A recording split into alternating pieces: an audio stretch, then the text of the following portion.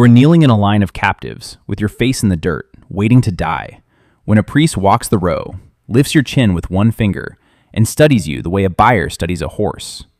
He checks your teeth and your skin and the straightness of your legs. He looks for a single scar, or a crooked bone, or a clouded eye, and he finds nothing wrong with you at all. And that, today, is the worst luck a person can have. Because the other captives are going to be worked to death, or sold, or sacrificed within the week.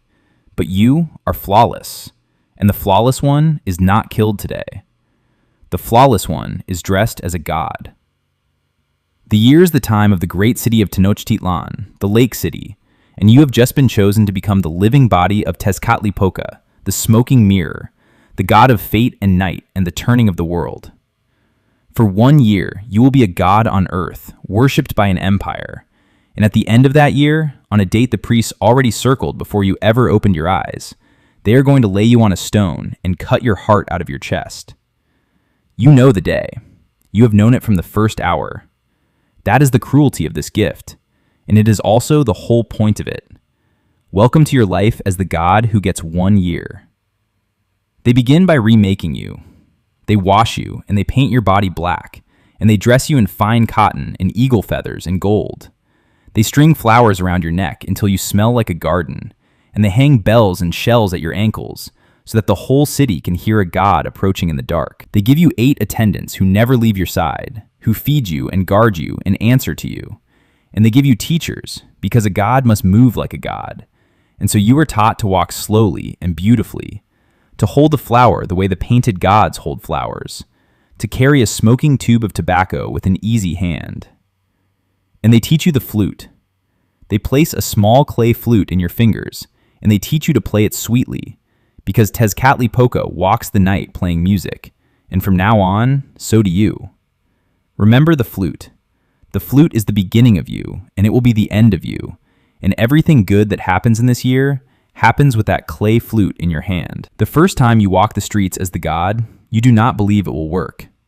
You step out into the evening playing your flute, and a woman sees you, and she drops to her knees in the dirt and presses her lips to the ground, and then her husband does, and then the whole street. And they are not pretending. They are not afraid of a soldier behind you. They are bowing because they believe, truly, that the god is passing by, and the god is you. Mothers lift their children toward you to be blessed.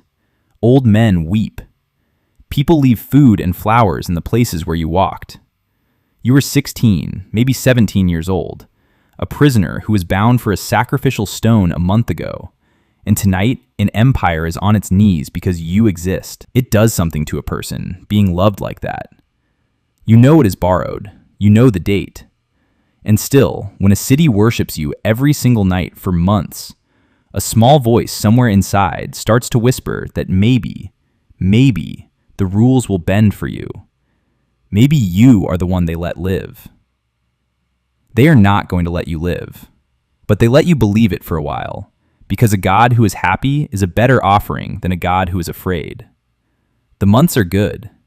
That is the part no one expects. You walk the city at dawn and at dusk. You play your flute on the rooftops. You are given the finest of everything the empire can grow or carve or weave, and people who will never touch gold in their whole lives consider it a blessing simply to have stood near you. And then, 20 days before the end, the priests come to you smiling, and they tell you it is time for you to be married. They bring you 4 young women, and each of them has been dressed and named as a goddess, and you are to live these last 20 days as their husband. There is Xochiquetzal, who is the flower and the love of the world. There is Xilonen, who is the young green corn. There is Atlatonan, and there is Huixtochihuatl, who is the goddess of salt and the sea. For 20 days you are not alone. For 20 days there is laughter in your rooms, and company, and something that feels so much like a real life that it aches. They give you love at the very end, on purpose, because the priests understand something cruel and true, which is that a gift means nothing until the moment you are about to lose it. You hold these 20 days in both hands, and you feel every single one of them slipping. The last 5 days are nothing but feasts. The city throws celebration after celebration in your honor, in courtyard after courtyard, music and dancing and food, and you lead it.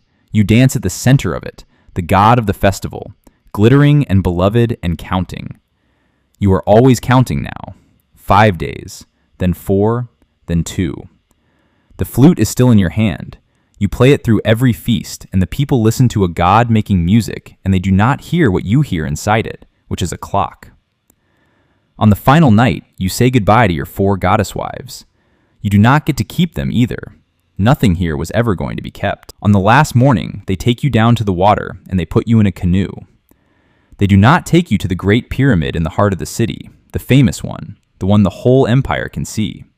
A god who is about to be unmade is taken quietly, across the lake, to a small and humble temple where almost no one is watching.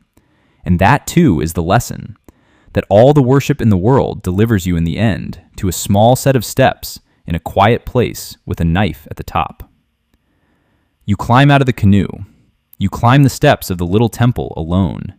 And on the first step, you lift your clay flute, the one they taught you to play, the one that made a god of you, and you break it. You climb to the next step, and you break the next flute, and the next on the next.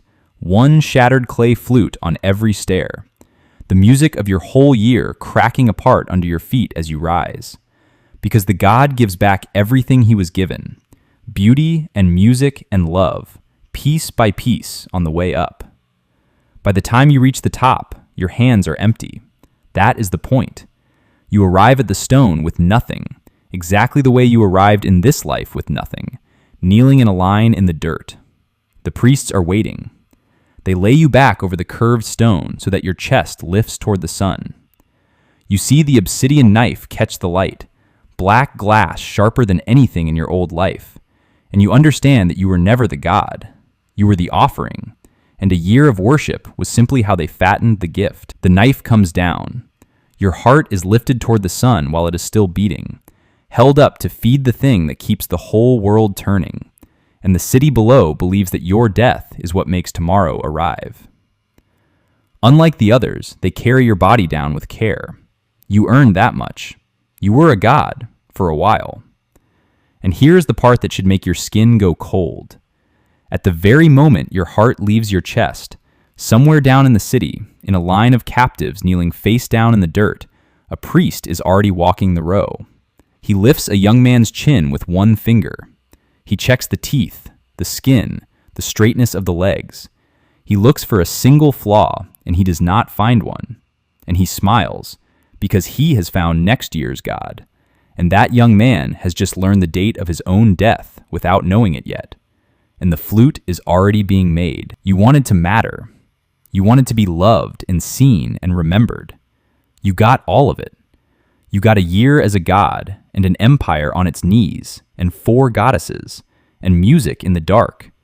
And every bit of it was the wrapping on a knife. That was the trade. You never agreed to it. You only got to play the flute on the way up.